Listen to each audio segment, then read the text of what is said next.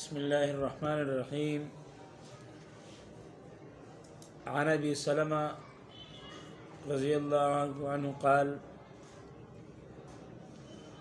اشتكى أبو الدرداء الليثي رضي الله عنه فعاده عبد الرحمن بن عوف فقال: خيرهم وأوصلهم ما علمت أبا محمد. فقال عبد الرحمن: سمعت رسول الله صلى الله عليه وسلم يقول: قال الله تبارك وتعالى: أنا الله وأنا الرحمن خلقت الرحم وشققت لها من اسمي فمن وصلها وصلته ومن قطعها بتته. رواہ الترمذی. حضرت عبد الرحمن بن عوف رضی اللہ عنہ فرماتے ہیں کہ میں نے رسول اللہ صلی اللہ علیہ وسلم کو یہ فرماتے ہوئے خود سنا ہے کہ حق تعالی شانہ ارشاد فرماتے ہیں: میں اللہ ہوں، میں رحمان ہوں، میں نے رحم کو پیدا کیا ہے اور میں نے اپنے نام سے اس کا نام نکالا ہے، پس جس نے اس کو ملایا میں اس کو ملاؤں گا، اور جس نے اس کو کاٹا میں اس کو کاٹ دوں گا۔ رحم کسے کہتے ہیں؟ رشتے ناطے کو، آپس میں رشتے ہوتے ہیں، ماں باپ کا رشتہ ہے، بھائیوں کا رشتہ ہے، بہنوں کے ساتھ رشتہ ہے، تو یہ رشتے کو رحم کہا جاتا ہے۔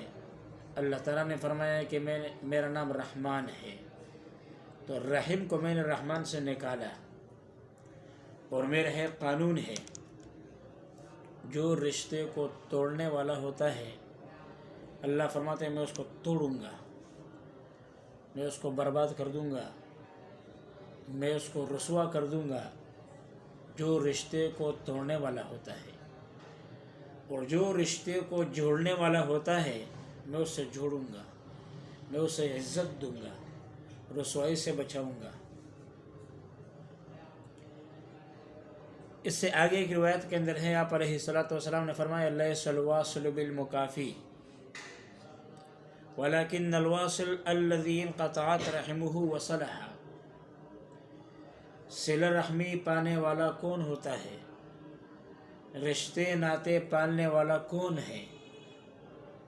رسول اللہ صلی اللہ علیہ وسلم نے فرمایا: رشتے پالنے والا وہ نہیں ہے جو بدلہ دینے والا ہو، کہ آپ کے ساتھ کوئی اچھا رویہ رکھتا ہے، رشتہ پالتا ہے تو آپ بھی ان کے ساتھ پالتے ہیں، اگر وہ آپ سے تعلق ختم کر دے تو آپ بھی ختم کر لے، تو آپ دونوں برابر ہو گئے۔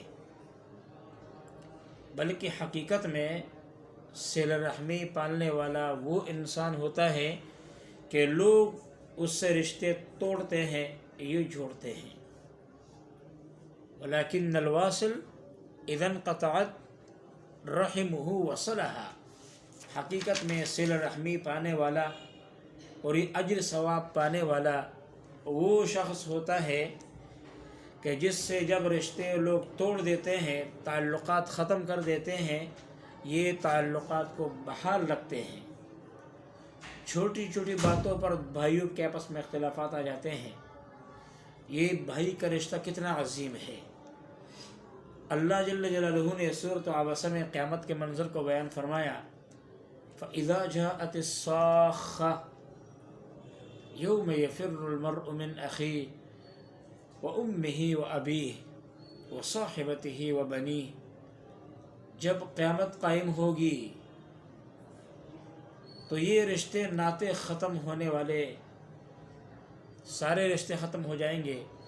سب سے پہلے اللہ نے جس رشتے کو ذکر فرمائے وہ بھائیوں کا رشتہ ہے۔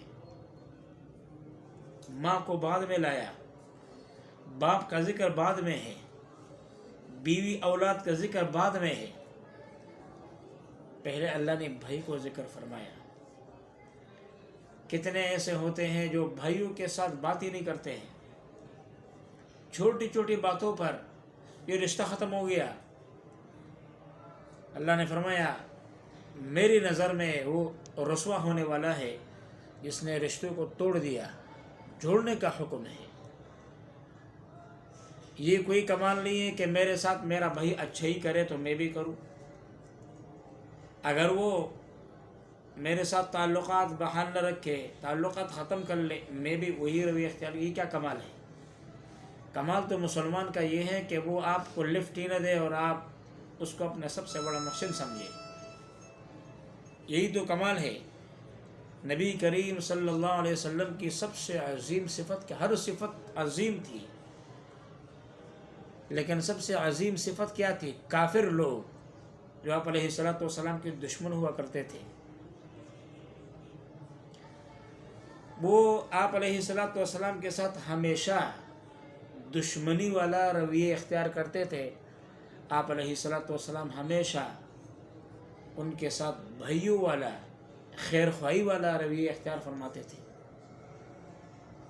ایک کافر نے آ کے آپ علیہ السلام اس درخت کے نیچے آرام فرما رہے تھے، تلوار لٹکائی ہے۔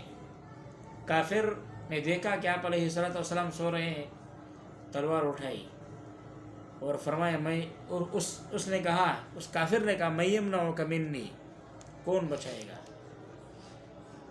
آپ علیہ السلام کی آنکھ کھلی تو ہنسنے لگے اور فرمایا، مسکراتے ہوئے فرمایا، اللہ، مجھے اللہ بچائے گا۔ اب بظاہر اس کے ہاتھ میں تلوار ہے، وہ آپ علیہ السلام کو مارنے کے لیے تیار ہے، لیکن جب نبی پاک صلی اللہ علیہ وسلم کی مبارک زبان سے اللہ کا لفظ، اللہ کا نام ادا ہوا تو اس پر ایسی ہیبت طاری ہوئی کہ وہ تلوار نیچے گری۔ آپ علیہ السلام نے تلوار اٹھائی، فرمایا، اب بتاؤ، من یمنعک منی، تجھے کون بچائے گا؟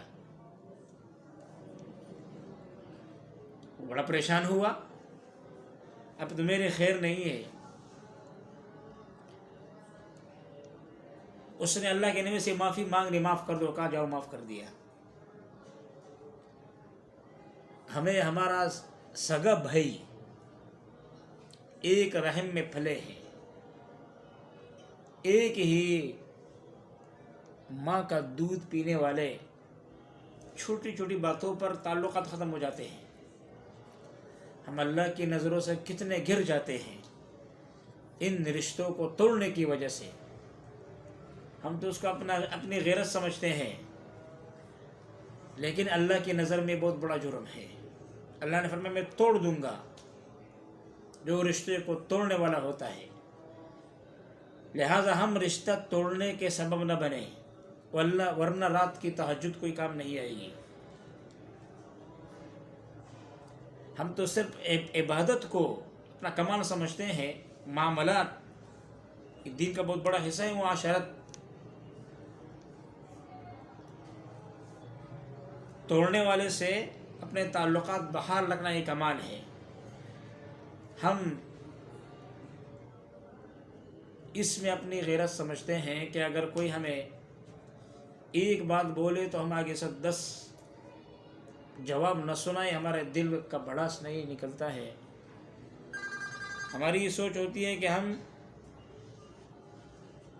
اینٹ کا جواب پتھر سے دیں، یہ کمال نہیں ہے، بلکہ ہمیشہ اپنے آپ کو عاجز سمجھو، تواضع۔